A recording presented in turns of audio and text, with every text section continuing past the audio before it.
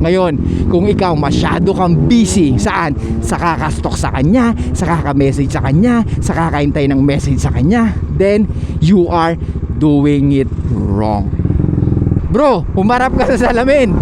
Anong ginagawa mo? Ask yourself. Most of women hindi gusto yung ganon kung hindi naman kayo. Hindi pa ba maliwanag sa'yo? Hindi kanya gusto. Hey, what's up guys? It's your boy, Suplado Moto. Okay, for the nice vlog, let's talk about ang nag-DM sa atin. So medyo mahaba yung kanyang DM, pero ikikwento ko sa inyo. So meron daw siyang nililigawan. Tagal na, 6 months Brad. Ano ba yan? 6 months? Tatagalan mo. So dahil sa sobrang tagal, sinabi niya doon sa babae, titigil na siya. Tapos, bandang huli, binawi niya. Hindi naman daw siya tumigil. Kasi sabi ng babae, let's be friends na lang. Ba't mo kasi sinabi titigil ka, tapos bigla akong babawiin? Oh, ngayon sinabing let's be friends na lang, nagkakaganyan ka. So bigyan daw natin siya ng advice. Guys, please comment below sa advice na pwede natin ibigay mamaya, ha? Pero tatapusin ko muna yung kwento at magbibigay ako ng some advices. Ang nangyari, nung sinabi niya na hindi naman daw siya talaga huminto sa panliligaw, kumbaga gusto niya lang pa-realize dun kay Ea, sa babaeng nililigawan niya, na importante rin siya. Gusto lang daw niya may ma-realize yung babae. Eh kaso nga, ang na-realize ng babae, hanggang friends na lang sila. Oh my God. Bro, alam ko yung ginagawa mo. You're trying to control yung situation. And it's like you are bargaining. Na kung di mo ako sasagutin, mawawala ako. Bro, hindi ganun. Hindi ganun yung tamang way to attract someone. So yun nga, na-realize ka nung babae, hanggang friends na lang kayo. Tapos, eto pa, inamin nung babae sa kanya na 4 silang manliligaw. What? Oh my God. Nung nagpayami ka, hindi ka hinabol, tapos bumalik ka, inamin niya pa sa'yo na 4 kayong manliligaw niya. Hindi pa ba maliwanag sa'yo? Hindi kanya gusto. At hindi ka ganun ka-attractive para sa kanya. How dare you? Kahit gwapo ka, kahit mapera ka, kahit ina-update mo siya gaya ng sinasabi mo, na ina-update mo siya kahit saan ka pumupunta, ina-update mo yung mga ginagawa mo, she doesn't care. What? Most of women hindi gusto yung ganon kung hindi naman kayo. Gets mo? At ano ba yung sinabi ko sa mga nakaraang videos ko at sa mga madaming videos ko? Women wants to wonder.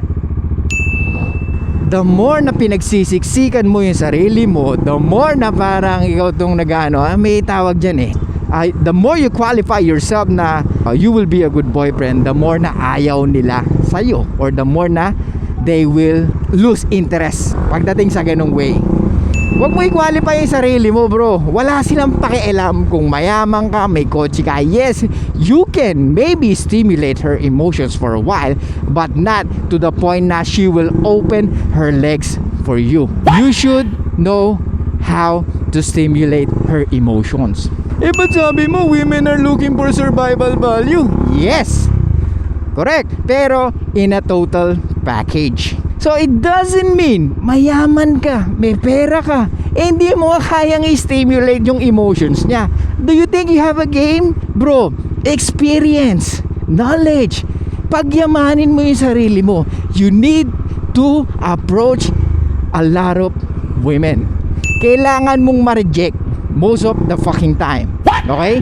Para at least matuto ka. Hindi ka matututo sa isang babae lang. 6 months, Brad, niligawan mo. 6 months. Ano nakuha mo? Wala. Pinatagal niya lang eh. Kasi siguro sinabi niya ayoko to i-reject eh. Nice naman kasi, di ba? Wala siya kung kailan niya gustong tumigil. Oh, ngayon tumigil, sinabi sa'yo 4 kayo. Tapos ang matindi nun, ina-update ka pa niya pagkasama niya yung ibang manliligaw niya. Eh di pa ba ano sa iyo, bro? Torture yun eh. Kung baga sa magnanakaw, ninanakawan ka kahit araw. Tapos ayaw mong hulihin. Alam mo yun? Brad, anong value yung napoprovide niya sa'yo? Bakit ganun ka na lang kaano sa kanya? Kakaloko sa kanya? Wala naman, di ba? Kasi everything is on your mind. Masyado kang patay na patay. Kaya nga ganyan ang mangyayari pag ikaw ang lalaking patay na patay sa isang babae na wala naman na po-provide kahit anong value sa buhay mo. Pag ikaw ang naghahabol, pag ikaw ang nag-chase, ganyan ang pwedeng mangyari sa'yo. Your judgment will be clouded because of your emotions. Brad, come to think of it, anong value ang nag-provide nitong babae na to sa'yo? Anong value ang mapoprovide nitong babae na to compare sa ibang babae? Okay na sana kung 6 months ka ng liga, walang problema. Kung 5 ang dinidiskartehan mo, yung pwede pa yun, acceptable pa yun. Kaya umabot ng 6 months, tapos hindi mo pa rin napapasagot. Kasi nga, busy ka sa 4. Pero kung 6 months, isa lang yan, pucha, bro, humarap ka sa salamin. Anong ginagawa mo? Ask yourself, anong ginagawa ko? Baka may mali ako. Women are not attracted with a guy na laging nandyan para sa kanila. Tandaan mo yan. Women are attracted sa mga lalaki na hindi gaanong nagre-reply. Yung hindi sila binibigyan ng atensyon. Yung hindi sila gaanong pinapansin. Kasi nga, women always want or attracted with the superior guy or dominant guy. Those superior guy are busy. Okay? Busy chasing their dreams or making their dreams come true. Or doing their purpose in life. Ngayon, kung ikaw masyado kang busy, saan? Sa kakastok sa kanya, sa kakamessage sa kanya, sa kakaintay ng message sa kanya, then you are doing it wrong. Good thing napunta ka dito sa page natin. So at least kahit pa paano, I can give you or we can give you some insight. Thank you sa mga nagko-comment, sa mga ibang tumutulong, sa mga followers natin na nagbibigay din ng maayos na comment. Thank you sa inyo. At least kahit pa paano, magkasuportahan tayo, di ba? Bro, women nature. Ano ba ang women nature? Women are looking for security. So by definition, who can provide security for them? Those guys na dominante. Those guys na superior. Those guys na busy. Those guys na bad boy. So, women are not attracted with men na laging available para sa kanila. Kasi nga, pag lagi kang available, isa lang ang ibig sabihin nun. Wala kang ibang How dare you? Gets? Or hindi mo alam how to communicate with women properly. So, kaya nga Brad, sana malinaw na sa'yo na hindi ka niya gusto. Gets mo? Kaya dapat itigil mo na. 6 months is enough para magtigil ka sa illusion mo na magiging kayo.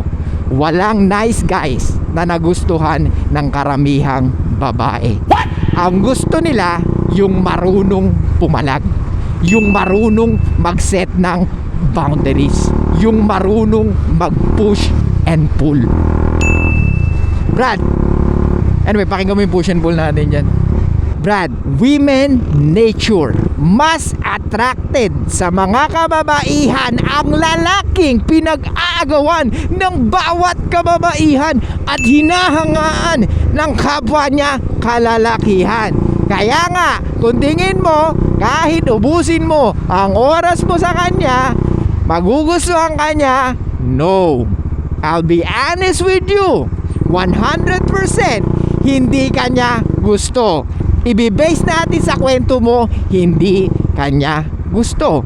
In your face na nga sinasabi sa'yo, hindi kita gusto.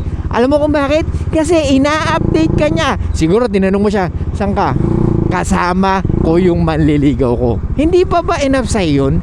4, Brad. 4 ang manliligaw. Maybe ikaw pa yung panghuli. Tandaan mo, pag gusto ka ng isang babae, hanggat maaari, hindi ka niya itatago, Brad. Hanggat maaari, wala siyang i-message na lalaki. Hanggat maaari, buburahin niya yung mga ka-message niyang lalaki before. Hanggat maaari, hindi siya magpo-post ng mga provocative or hindi siya magsusuot ng mga provocative. Hanggat maaari, hindi siya magpo-post ng sexy pictures. Gets mo? Ganon ang babae pag gustong-gusto niya ang isang lalaki. Sa'yo, ang gusto niya lang sa'yo ay yung attention mo. How dare Kaya you? tumigil ka na. Mag-focus ka sa sarili mo, pagyamanin mo ang sarili mo, mag-approach ka ng ibang babae. Yan ang hirap sa inyo. Binigyan kayo ng konting atensyon, nireplyan kayo ng 1 beses, 2 beses, feeling mo, type ka? Ha? Huwag kang delusional. Huwag tayong delusional mga kalalakihan. It doesn't mean she gave her number to you, magre-reply siya pag nag-message ka. No, it's not. It doesn't mean binubyo niya yung stories mo, gusto ka niya. No, it's not. How dare you? Gets mo ba, Brad? Hindi ka niya gusto. Kaya mag-move on ka na. Okay? Focus ka sa sarili mo, Brad. Manood ka pa ng mga ibang videos natin at magbasa-basa ka. Okay? So yun lang guys, thank you so much. I'll see you guys next time. And bye-bye.